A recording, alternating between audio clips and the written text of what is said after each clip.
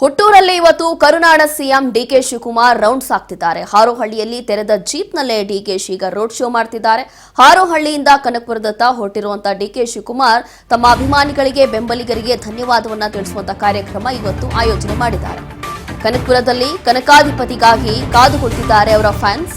ಕನಕಪುರದ 20 ಗ್ರಾಮಗಳಲ್ಲಿ DK power show ಮಾಡ್ತಿದ್ದಾರೆ. ಸ್ವಕ್ಷೇತ್ರದ ಜನರಿಗೆ ಸಿಎಂ ಕೃತಜ್ಞತೆ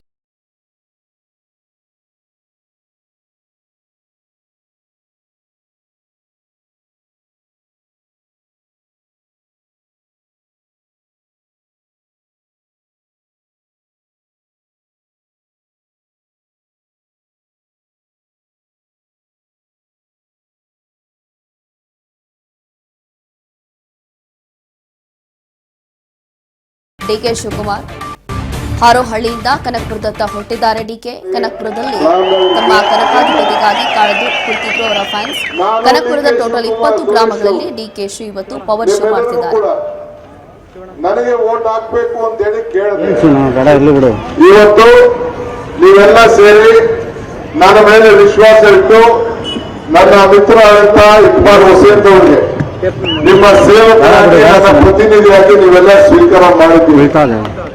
ನಾನು ಹೇಳಿದೆ, ಮಾತು ಕಡಿಮೆ ಕೊಡ, ಮುಹೂರ್ತ ಇಡಬೇಡ, ಡೇಟ್ ಇಡಬೇಡ ಅಂತ ಇವ್ನಿಗೆ ಹೇಳಿದೆ. ಆಗಿದ್ದು ಕೂಡ ನಿಮ್ಮ ತಾಲೂಕಿನ ಒಬ್ಬ ಮಗ, ನಿಮ್ಮ ಸೇವಕ, ಈ ಸೇವಕರನ್ನ ಸ್ವೀಕಾರ ಮಾಡಿ ತಾವೆಲ್ಲ ಯಾವಾಗಲೂ ಕೂಡ ನಿಮ್ಮ ಆಶೀರ್ವಾದ ಸದಾ ಇರಬೇಕು. ಇದೇ ಗುರಿ. ಇವತ್ತು ಯಾವ ರೀತಿ ನನ್ನನ್ನ 136 ಸೀಟನ್ನು ಕೊಟ್ಟಿದ್ದೀರಿ, ಅದಕ್ಕಿಂತ ಹೆಚ್ಚಿಗೆ ಶಕ್ತಿಯನ್ನ ಮತ್ತೆ ನೀವು 2028 ಕೊಡಬೇಕು. ಅದನ್ನ ತಮ್ಮನ್ನ ಪ್ರಾರ್ಥನೆ ಮಾಡಿ ನಿಮ್ಮ ಆಶೀರ್ವಾದನ ಬಯಸಿದರೆ ಎಲ್ಲರಿಗೂ ಕೂಡ ನಮಸ್ಕಾರ. ಎಲ್ಲರಿಗೂ ಕೂಡ ನಿಮ್ಮ ಪಾದಗಳಿಗೆ ಮತ್ತೆ ನಮಸ್ಕಾರವನ್ನು ಹೇಳಲಿಕ್ಕೆ ಬಯಸ್ತೇನೆ. ಇನ್ನ 20 ಕಡೆ ಹೋಗಬೇಕು, ತಾವೆಲ್ಲ ಕ್ಷಮಿಸಬೇಕು. ಡಿ ಕೆ ಶಿವಕುಮಾರ್ ಜಿ, ನಮ್ಮ ಮುಖ್ಯಮಂತ್ರಿ ಡಿ ಕೆ ಶಿವಕುಮಾರ್ ಜಿ, ನಮ್ಮ ಮುಖ್ಯಮಂತ್ರಿ ಡಿ ಕೆ ಶಿವಕುಮಾರ್ ಜಿ ಆಗಿದ್ದು ಕೂಡ ನಿಮ್ಮ ತಾಲೂಕು ಹಳ್ಳಿಯಲ್ಲಿ ತೆರೆದ ಜೀಪ್ನಲ್ಲಿ ಡಿಕೆ ಶಿವಕುಮಾರ್ ರೋಡ್ ಶೋ ಮಾಡುವಂತಹ ಸಂದರ್ಭದಲ್ಲಿ ತಮ್ಮ ಅಭಿಮಾನಿಗಳನ್ನು ಉದ್ದೇಶಿಸಿ ಮಾತನಾಡ್ತಿದ್ದಾರೆ. ಮಾತನಾಡುವಂತಹ ಸಂದರ್ಭದಲ್ಲಿ ಅವರ ಅಭಿಮಾನಿಗಳು, ಅವರ ಬೆಂಬಲಿಗರು ಅವರ ಪರ ಘೋಷಣೆಗಳನ್ನು ಕೂಗ್ತಿದ್ದಾರೆ. ದೃಶ್ಯಗಳಲ್ಲಿ ಗಮನಿಸಬಹುದು. ಇವತ್ತು ಬೆಳಗ್ಗೆ 10 ಗಂಟೆಯಿಂದ ರಾತ್ರಿ 9 ಗಂಟೆವರೆಗೂ ಕೂಡ ಇರುವಂತಹ ಕಾರ್ಯಕ್ರಮ ಇದು. ಈ ಕಾರ್ಯಕ್ರಮವನ್ನು ಬಹಳ ಯಶಸ್ವಿಯಾಗಿ ಮಾಡಬೇಕು ಅನ್ನುವಂಥದ್ದೇ ನನ್ನ ಉದ್ದೇಶ ಅಂತ ಹೇಳಿ ಡಿಕೆ ಶಿವಕುಮಾರ್ ಹೇಳಿದ್ರು. ಹಾಗಾಗಿ ಇವತ್ತು ತಮ್ಮ ಅಭಿಮಾನಿಗಳಿಗೆ, ಕಾರ್ಯಕರ್ತರಿಗೆ, ಅದರಲ್ಲೂ ಕೂಡ ತಮ್ಮ ಸೌರ ಕ್ಷೇತ್ರ ಕನಕಪುರದಲ್ಲಿ ನನ್ನ ಮತದಾರರು ಪ್ರತಿ ಸರಿ ನನ್ನ ಕೈ ಹಿಡಿದಿದ್ದಾರೆ, ಯಾವಾಗಲೂ ಕೂಡ ನಮ್ಮ ಸಾಥ್ ಬಿಟ್ಟಿಲ್ಲ ಅನ್ನುವಂಥದ್ದು ಕೂಡ ಡಿಕೆ ಶಿವಕುಮಾರ್ ಈ ಒಂದು ಉದ್ದೇಶದಿಂದ ಇವತ್ತು ಕೃತಜ್ಞತೆಯನ್ನು ಸಲ್ಲಿಸ್ತಾ ಇದ್ದಾರೆ. ಹಾಗಾಗಿ ಧನ್ಯವಾದ ಸಮಾವೇಶವನ್ನು ಹಮ್ಮಿಕೊಳ್ತೀವಿ, ದೊಡ್ಡ ಮಟ್ಟದಲ್ಲಿ ಕಾರ್ಯಕ್ರಮ ಮಾಡೇ ಮಾಡ್ತೀವಿ ನಮ್ಮ ಒಂದು ಸ್ವಕ್ಷೇತ್ರದಲ್ಲಿ ಅಂತ ಹೇಳಿದ್ರು. ಅದರಂತೆ ಇವತ್ತು ರೋಡ್ ಶೋ ಮಾಡ್ತಾ ಇದ್ದಾರೆ. ರೋಡ್ ಶೋ, ಟೆಂಪಲ್ ರನ್ ಇದೆಲ್ಲವೂ ಕೂಡ ಇವತ್ತು ಕನಕಪುರದಲ್ಲಿ ಮಾಡಲಾಗುತ್ತೆ. ಹಾಗಾಗಿ ಈಗಾಗಲೇ ಕನಕಪುರದಲ್ಲಿ ಟೋಟಲ್ 20 ಗ್ರಾಮಗಳಿಗೂ ಹೆಚ್ಚು ಜಾಗದಲ್ಲಿ ಡಿಕೆ ಶಿವಕುಮಾರ್ ಈ ರೀತಿಯಾಗಿ ತೆರೆದ ವಾಹನದಲ್ಲಿ ರೋಡ್ ಶೋ ಮಾಡ್ತಿದ್ದಾರೆ. ಅದರಲ್ಲೂ ಕೂಡ ತಮ್ಮ ಬೆಂಬಲಿಗರ ಜೊತೆ, ತಮ್ಮ ಅತ್ಯಾಪ್ತರ ಜೊತೆ ಮಾಡ್ತಾ ಇರುವಂತ ಒಂದು ರ್ಯಾಲಿ ಇದು. ಹಾಗಾಗಿ ಎಲ್ಲರಿಗೂ ಕೂಡ ಒಂದು ಧನ್ಯವಾದ ತಿಳಿಸಬೇಕು. ಎಲ್ಲಾ ಸಂದರ್ಭದಲ್ಲೂ ಕೂಡ ಡಿಕೆ ಶಿವಕುಮಾರ್ ಪರವಾಗಿ ಇದ್ದಂತಹ ಇಲ್ಲಿನ ಮತದಾರರಿಗೋಸ್ಕರ ಈ ರೀತಿಯಾಗಿ ಕಾರ್ಯಕ್ರಮವನ್ನು ಆಯೋಜನೆ ಮಾಡಿದ್ದಾರೆ. ಹಾರೋಹಳ್ಳಿಯಿಂದ ಕನಕಪುರದತ್ತ ಈಗಾಗಲೇ ಹೊರಟಿದ್ರು. ಅದರಲ್ಲೂ ಕೂಡ ಈಗ ಝೀರೋ ಟ್ರಾಫಿಕ್ ಸಮಸ್ಯೆ ಆಗಿರಬಹುದು, ಅಥವಾ ಈ ಒಂದು ರೋಡ್ ಶೋ ಇಂದ ಅಥವಾ ಮತ್ತೊಂದು ಏನು ಕೂಡ ಸಮಸ್ಯೆ ಆಗಬಾರ್ದು ಜನರಿಗೋಸ್ಕರ ಅಂತೇಳಿ ಇಲ್ಲಿಂದ ಮೆಟ್ರೋ ಪ್ರಯಾಣ ಕೂಡ ಬೆಳೆಸಿದ್ರು. ಮೆಟ್ರೋದಲ್ಲಿ ಕನಕಪುರ ರಸ್ತೆಗೆ ಹೋಗಿರುವಂತಹ ಡಿಕೆ ಶಿವಕುಮಾರ್ ಅದಾದ ನಂತರ ಹೋಗಿ ಅಲ್ಲಿ ಕಾರ್ಯಕ್ರಮ ಆರಂಭ ಮಾಡಿ ತಮ್ಮ ಅಭಿಮಾನಿಗಳನ್ನ, ತಮ್ಮ ಫ್ಯಾನ್ಸ್ಗಳನ್ನ ಉದ್ದೇಶಿಸಿ ಈ ರೀತಿಯಾಗಿ ಮಾತನಾಡಿ ಧನ್ಯವಾದವನ್ನು ಅರ್ಪಿಸ್ತಾ ಇದ್ದಾರೆ. ತಮ್ಮ ಹುಟ್ಟೂರಲ್ಲಿ ಕರುನಾಡ ಸಿಎಂ ಡಿಕೆಶಿ ಇವತ್ತು ರೌಂಡ್ಸ್ ಆಗ್ತಿದ್ದಾರೆ. ಈ ಒಂದು ಕಾರ್ಯಕ್ರಮಕ್ಕೋಸ್ಕರ ಅವರ ಅಭಿಮಾನಿಗಳು ಕೂಡ ಈಗಾಗಲೇ ಕಾದು ಕೂತಿದ್ರು. ಸುಮಾರು 4 ರಿಂದ 5 ದಿನ ಹಿಂದೆನೆ ಈ ಒಂದು ಭಾಗದಲ್ಲಿ ಈ ಒಂದು ರ್ಯಾಲಿಗೋಸ್ಕರ ಅಥವಾ ಈ ಒಂದು ಪವರ್ ಶೋಗೋಸ್ಕರ ಆಲ್ರೆಡಿ ಭರ್ಜರಿಯಾಗಿ ಸಿದ್ಧತೆಗಳನ್ನು ಮಾಡಲಾಗಿತ್ತು. ಯಾವುದೇ ಅಡೆತಡೆ ಇಲ್ಲದೆ ಕಾರ್ಯಕ್ರಮ ಯಶಸ್ವಿಯಾಗಿ ನಡೀಬೇಕು ಅಂತ ಹೇಳಿ. ಹಾಗಾಗಿ ಇವತ್ತು ದೃಶ್ಯಗಳಲ್ಲಿ ಗಮನಿಸ್ತಾ ಇದ್ದೀವಿ. ಅವರ ಸಾವಿರಾರು ಅಭಿಮಾನಿಗಳು, ಸಾವಿರಾರು ಕಾರ್ಯಕರ್ತರು ಜಮಾವಣೆಗೊಂಡಿದ್ದಾರೆ ತಮ್ಮ ಸ್ವಕ್ಷೇತ್ರಕ್ಕೆ. ಕನಕಪುರ ಬಂಡೆ ಅಂತಾನೆ ಹೇಳುವಂತ ಡಿಕೆ ಶಿವಕುಮಾರ್ ಅವರು ಬರ್ತಿದ್ದಾರೆ ಅಂತ ಹೇಳಿ ಇಲ್ಲಿ ಅವರ ಅಭಿಮಾನಿಗಳು ಕಾದು ಕೂತಿದ್ರು. ಅದಾದ ನಂತರ ಈ ರೀತಿಯಾಗಿ ರ್ಯಾಲಿ ಇವತ್ತು ಬೆಳಗ್ಗೆಯಿಂದ ಆರಂಭ ಆಗಿದೆ. ಇದು ರಾತ್ರಿ 10 ಗಂಟೆವರೆಗೂ ಕೂಡ ನಡೆಯುತ್ತೆ.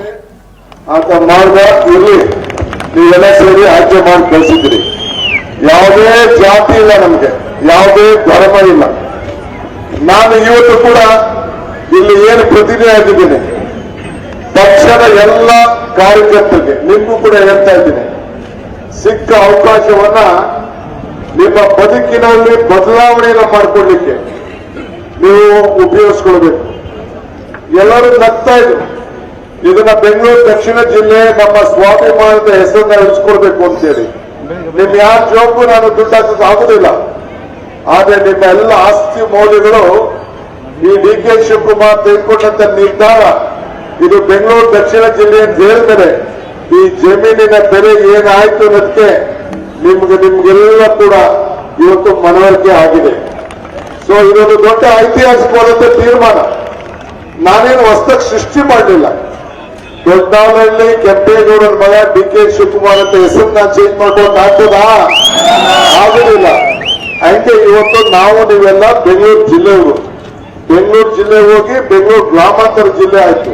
ಈಗ ನಾನು ಬೆಂಗಳೂರು ಗ್ರಾಮಾಂತರ ಜಿಲ್ಲೆಯ ಜಿಲ್ಲಾ ಪಂಚಾಯತಿ ಮೆಂಬರ್ ಆಗಿದ್ದೆ. ಅನೇಕರು ರಾಮನಗರ ಬೆಂಗಳೂರು ಗ್ರಾಮಾಂತರ ಜಿಲ್ಲೆ ಮೆಂಬರ್ಗಳಾಗಿದ್ರು. ಇಲ್ಲಿರುವಂತಹ ಜಿಲ್ಲಾ ಪಂಚಾಯತಿ ಮೆಂಬರ್ಗಳು ಯಾರಿದ್ದಾರೆ ಅವರೆಲ್ಲ ಆಗಿದ್ರು. ನಮ್ಮ ರಾಜ್ಯ ಕೂಡ ಗ್ರಾಮಾಂತರ ಜಿಲ್ಲೆಯವರೇ. ಎಲ್ಲರೂ ಕೂಡ ಈಗ ಯಾರ ನಾವು ಸ್ಟೇಜ್ ಮೇಲೆ ಇದ್ದೀವಿ, ನಾವೆಲ್ಲ ಬೆಂಗಳೂರು ಗ್ರಾಮಾಂತರ ಜಿಲ್ಲೆ, ಆಮೇಲೆ ಈಗ ದಕ್ಷಿಣ ಜಿಲ್ಲೆ. ಇಡೀ ನಮ್ಮ ಸಂಗಮದವರೆಗೂ ಈ ಕಡೆ Malavalli border, Mandya border, Kunigal border ಎಲ್ಲ ಕೂಡ ಇದು ಬೆಂಗಳೂರು ನಗರ ಜಿಲ್ಲೆ. ಆಮೇಲೆ ಇದು ಭಾಗವಾಗಿ ಆಯ್ತು. ಅದು ಚಿಂತೆ ಇಲ್ಲ. ನಿಮ್ಮ ಅಭಿವೃದ್ಧಿಗೆ ನಾನು ಪ್ರತ್ಯೇಕವಾದಂತಹ ಮೀಟಿಂಗ್ ಅನ್ನ ನಾನು ಮಾಡ್ತೇನೆ. ಇಲ್ಲಿ ಏನಾಗಬೇಕು ನಾನು ಹೇಳ್ತೇನೆ. ಎಲ್ಲ ಬಡವರಿಗೆ ಇದೊಂದು ದೊಡ್ಡ ನಗರವಾಗಿ ಆರುವಳ್ಳಿ ಬೆಳೀತಾ ಇದೆ. ಇನ್ನು ಮುಂದಕ್ಕೆ ಏನಾಗ್ತದೆ ಅಂತ ನಾನು ಹೇಳಬಹುದಿಲ್ಲ. ನಿಮ್ಗೆಲ್ಲ ಆಸ್ಪತ್ರೆಗೆ ಒಂದು ಒಳ್ಳೇದಾಗಬೇಕು ಅನ್ನೋ ದೃಷ್ಟಿಯಿಂದ ಆವತ್ತು ನಾನು ಮೆಡಿಕಲ್ ಎಜುಕೇಶನ್ ಮಿನಿಸ್ಟರ್ ಆದಾಗ ನಮ್ಮ ದಯಾನಂದ ಸಾಗರ್ ಯೂನಿವರ್ಸಿಟಿ ಮಾತಾಡಿ ನಮ್ಮ ಸ್ವಕ್ಷೇತ್ರದಲ್ಲಿ ಮಾತನಾಡ್ತಾ ಇರುವಂತಹ ಡಿ ಕೆ ಶಿವಕುಮಾರ್ ಜಾತಿ ಭೇದ ಭಾವ ಅದೆಲ್ಲವೂ ಕೂಡ ಯಾವತ್ತೂ ಮಾಡಿಲ್ಲ. ಪಕ್ಷಕ್ಕೋಸ್ಕರ ಕೆಲಸ ಮಾಡಿದ್ದೀನಿ, ಜನರಿಗೋಸ್ಕರ ಕೆಲಸ ಮಾಡಿದ್ದೀನಿ ಅಂತ ಹೇಳಿ ಉದ್ದೇಶಿಸಿ ಮಾತನಾಡ್ತಾ ಇದ್ದಾರೆ. ಅದರಲ್ಲೂ ಕೂಡ ಈ ಭಾಗದಲ್ಲಿ ವಿಶೇಷವಾಗಿ ಅವರ ಅಟ್ಯಾಚ್ಮೆಂಟ್ ಹೇಗಿದೆ ಕನಕಪುರದಲ್ಲಿ, ಅಥವಾ ಆ ಒಂದು ಬಾಂಧವ್ಯ ಹೇಗಿದೆ, ಅದರಲ್ಲೂ ಕೂಡ ಎಲ್ಲವೂ ಕೂಡ ನಾನು ಸೃಷ್ಟಿ ಮಾಡಿಲ್ಲ. ಜನರಿಗೋಸ್ಕರ ಕೆಲಸ ಮಾಡಬೇಕು ಅಂತಿದ್ದೆ, ಅದನ್ನು ಮಾಡ್ತಾ ಇದ್ದೀನಿ. ಹಾಗಾಗಿ ಇವತ್ತು ಸಿಎಂ ಆಗಿದ್ದೀನಿ ಅನ್ನುವಂಥ ಒಂದು ಉದ್ದೇಶದಿಂದ ಈ ರೀತಿಯಾಗಿ ಮಾತನಾಡ್ತಿದ್ದಾರೆ. ಅದರಲ್ಲೂ ಕೂಡ ಎಲ್ಲರನ್ನು ಉದ್ದೇಶಿಸಿ ಮಾತನಾಡ್ತಿರುವಂತಹ ಸಿಎಂ ಡಿ ಕೆ ಶಿವಕುಮಾರ್ ಮೊದಲನೇದಾಗಿ ಯಾವತ್ತೂ ಕೂಡ ನನ್ನ ಜಾತಿ ಭೇದ ಅನ್ನೋದು ಮಾಡಿಲ್ಲ ಅಂತ ಹೇಳಿ ಆರಂಭದಲ್ಲೇ ಹೇಳ್ತಾರೆ. ಅದಾದ ನಂತರ ತಮ್ಮ ತಂದೆಯ ಹೆಸರು ಕೂಡ ಹೇಳ್ತಾರೆ. ಅದಾದ ನಂತರ ಈ ರೀತಿಯಾಗಿ ಈ ಒಂದು ದಿನ ಬಂದಿದೆ ಅಂತಂದ್ರೆ ಅದಕ್ಕೆ ಎಲ್ಲರೂ ಕೂಡ ಕಾರಣಕರ್ತರು, ನನ್ನ ಸೇವೆಯನ್ನು ಗುರುತಿಸಿದ್ದಾರೆ ಅಂತ ಹೇಳಿ ಎಲ್ಲರಿಗೂ ಕೂಡ ಶ್ಲಾಘಿಸ್ತಾ ಇದ್ದಾರೆ. ಹೀಗೆ ಪ್ರತಿ ಬಾರಿ ಪ್ರಾರ್ಥನೆ ಅಥವಾ ತಮ್ಮ ಗುರುಗಳೇನು ಹೇಳ್ತಾರೆ ಅದನ್ನ ಫಾಲೋ ಮಾಡ್ಕೊಂಡ್ ಬಂದಿರುವಂತ ಡಿ ಕೆ ಶಿವಕುಮಾರ್ ಈ ರೀತಿಯಾಗಿ ಇವತ್ತು ಈ ದಿನದಲ್ಲಿ ಇದ್ದಾರೆ ಅಂತಂದ್ರೆ ಅವರ ಅಭಿಮಾನಿಗಳು, ಅವರ ಕಾರ್ಯಕರ್ತರು ಎಲ್ಲರೂ ಕೂಡ ಇದಕ್ಕೆ ಸಾಥ್ ಕೊಟ್ಟಿದ್ದಾರೆ. ವಿಶೇಷವಾಗಿ ಕನಕಪುರದಲ್ಲಿ ಅವರೇನು ಇಲ್ಲದೆ ಇರುವಂತಹ ಸಂದರ್ಭದಲ್ಲೂ ಕೂಡ ಇಲ್ಲಿನ ಮತದಾರರು ಅವರ ಕೈ ಹಿಡಿದಿದ್ದಾರೆ. ಇದನ್ನ ಪ್ರತಿ ಬಾರಿ ಡಿ ಕೆ ಶಿವಕುಮಾರ್ ನೆನಪಿಸ್ಕೊಳ್ತಾರೆ. ಇವತ್ತು ಕೂಡ ಇದನ್ನೇ ನೆನಪಿಸಿಕೊಂಡು ಈ ರೀತಿಯಾಗಿ ಅವರ ಕಾರ್ಯಕರ್ತರನ್ನ ಉದ್ದೇಶಿಸಿ ಮಾತನಾಡ್ತಾ ಇದ್ದಾರೆ. ಹುಟ್ಟೂರಲ್ಲಿ ಕರುನಾಡ ಸಿಎಂ ಡಿ ಕೆ ಶಿವಕುಮಾರ್ ಇದು ಅವರು ಸಿಎಂ ಆಗಿ ಅಧಿಕಾರ ಸ್ವೀಕಾರ ಮಾಡಿದ ನಂತರ ಇದು ಮೊದಲನೇ ಕಾರ್ಯಕ್ರಮ, ಮೊದಲನೇ ರೋಡ್ ಶೋ. ಅದರಲ್ಲೂ ಕೂಡ ಕನಕಪುರದಲ್ಲಿ ಇವತ್ತು ಮೊದಲನೇ ಕಾರ್ಯಕ್ರಮ ಇದು. ಹಾಗಾಗಿ ಸಿಎಂ ಆದ ನಂತರ ಎಂಟ್ರಿ ಕೊಟ್ಟಿದ್ದಾರೆ. ಎಲ್ಲರಿಗೂ ಕೂಡ ನಮಸ್ಕಾರ. ಈ ಚುಟ್ಕ ಹುಡುಗ ಬೆಳೆಲಿ ಅಂತೇಳಿ ರಾಮಕೃಷ್ಣ ರೆಡ್ಡಿ ಅವರು ಇದೇ ಕ್ಷೇತ್ರದಿಂದ ಮುಖ್ಯಮಂತ್ರಿಯಾಗಿ ಸ್ಪರ್ಧೆ ಮಾಡಿ ಇವತ್ತು ಪಿಜಾರ್ ಸಿಂಗ್ಯಾರ್ ಅವರು ಅವತ್ತು ಅವ್ರ ಜೊತೆಲಿದ್ರು. ಇವತ್ತು ನನಗೆ ಸಂಪೂರ್ಣವಾಗಿ ಬೆಂಬಲ ಕೊಟ್ಟು ಅವರು ಕೂಡ ಇವತ್ತು ನನ್ನ ಜೊತೆ ನಿಂತಿದ್ದಾರೆ. ಇವತ್ತು ಅನೇಕ ನಾಯಕರುಗಳು ನನ್ನ ಮೇಲೆ ಸ್ಪರ್ಧೆ ಮಾಡಿದಂತ ನಾರಾಯಣಗೌಡರು ಆದಿಯಾಗಿ ಅವರೆಲ್ಲರೂ ಕೂಡ ಇವತ್ತು ನಮ್ಮ ಜೊತೆ ನನ್ನ ಸ್ಟೇಜಲ್ಲಿ ವಿಶ್ವನಾಥ್ ಕೂಡ ಇದ್ದಾರೆ. ಎಲ್ಲರೂ ಕೂಡ ಇವತ್ತು ನನ್ನ ಬೆಂಬಲವಾಗಿ ನಿಂತಿದ್ದಾರೆ. ಆಗಿದ್ದು ಕೂಡ ನಿಮ್ಮ ತಾಲೂಕಿನ ಒಬ್ಬ ಮಗ, ನಿಮ್ಮ ಸೇವಕ, ಈ ಸೇವಕರನ್ನ ಸ್ವೀಕಾರ ಮಾಡಿ ನಾವೆಲ್ಲ ಯಾವಾಗಲೂ ಕೂಡ ನಿಮ್ಮ ಆಶೀರ್ವಾದ ಸದಾ ಇರಬೇಕು. ಇದೇ ಗುರಿ ಇವತ್ತು ಯಾವ ರೀತಿ ನನ್ನನ್ನ 136 ಸೀಟನ್ನು ಕೊಟ್ಟಿದ್ದೀರಿ, ಅದಕ್ಕಿಂತ ಹೆಚ್ಚಿಗೆ ಶಕ್ತಿಯನ್ನ ಮತ್ತೆ ನೀವು 2028 ಕೊಡಬೇಕು. ಅದನ್ನ ತಮ್ಮನ್ನ ಪ್ರಾರ್ಥನೆ ಮಾಡಿ ನಿಮ್ಮ ಆಶೀರ್ವಾದನ ಬಯಸಿರೋ ಎಲ್ಲರಿಗೂ ಕೂಡ ನಮಸ್ಕಾರ. ಎಲ್ಲರಿಗೂ ಕೂಡ ನಿಮ್ಮ ಪಾದಗಳಿಗೆ ನಮಸ್ಕಾರವನ್ನು ಹೇಳಲಿಕ್ಕೆ ಬಯಸ್ತೇನೆ. ಇಲ್ಲ 20 ದಿನ ಹೋಗಬೇಕು, ನಾವೆಲ್ಲ ಕ್ಷಮಿಸಬೇಕು. ಡಿ ಕೆ ಶಿವಕುಮಾರ್ ಜೀತಿ, ನಮ್ಮ ಮುಖ್ಯಮಂತ್ರಿ ಡಿ ಕೆ ಶಿವಕುಮಾರ್ ಜೀತಿ, ನಮ್ಮ ಮುಖ್ಯಮಂತ್ರಿ ಡಿ ಕೆ ಶಿವಕುಮಾರ್ ಜೀತಿ. ಹೀಗೆ ಇವತ್ತು ಕಾರ್ಯಕ್ರಮದ ಸಂದರ್ಭದಲ್ಲಿ ಮಾತನಾಡ್ತಾ ಇರುವಂತಹ ಡಿ.ಕೆ. ಶಿವಕುಮಾರ್ 2028ರಲ್ಲೂ ಕೂಡ ನಾವೇ ಅಧಿಕಾರದಲ್ಲಿ ಬರಬೇಕು ಅಂತಂದ್ರೆ ಇಲ್ಲಿರುವಂತಹ ಮತದಾರರು ಕೂಡ ನಮಗೆ ಸಾಥ್ ಕೊಡಬೇಕು. ಈಗ ಹೇಗೆ ಎಲ್ಲರೂ ಕೂಡ ಈ ಒಂದು ಜವಾಬ್ದಾರಿಯನ್ನ ಕೊಟ್ಟಿದ್ದೀರಾ, ಅವಾಗ್ಲೂ ಕೂಡ ಹೀಗೆ ಸಾಥ್ ಕೊಡಿ ಅಂತ ಹೇಳಿ ಈ ಸಂದರ್ಭದಲ್ಲಿ ಮಾತನಾಡ್ತಾ ಇದ್ದಾರೆ.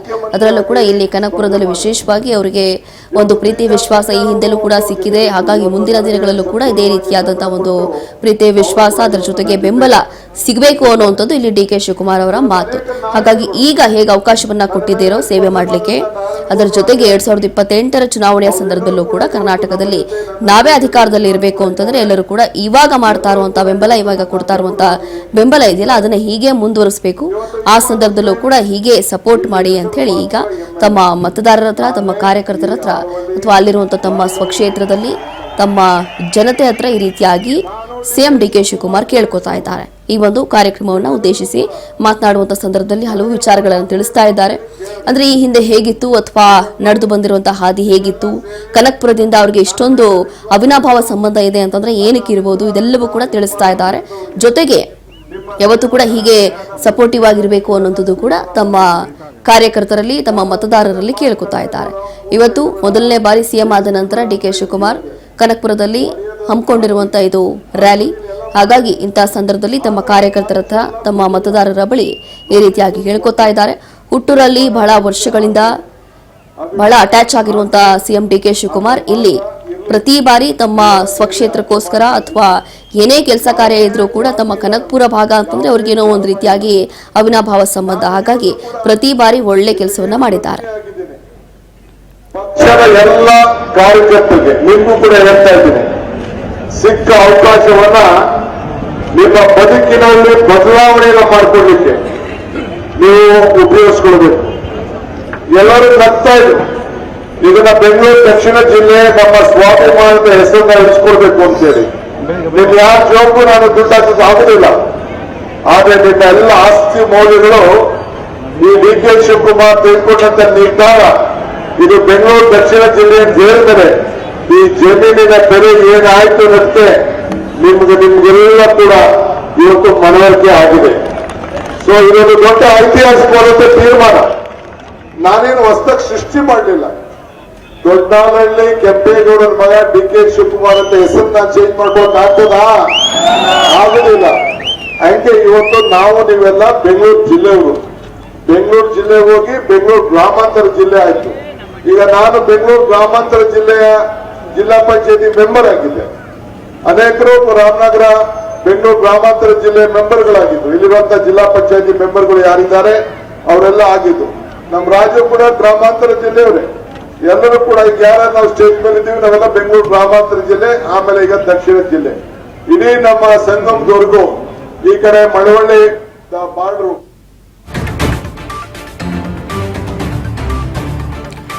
ನಾನು ನಿಮ್ಮ ಮನೆ ಮಗ, ನಿಮ್ಮ ಸೇವಕ ಅಂದಿದ್ದಾರೆ ಸಿಎಂ ಡಿ.ಕೆ. ಶಿವಕುಮಾರ್.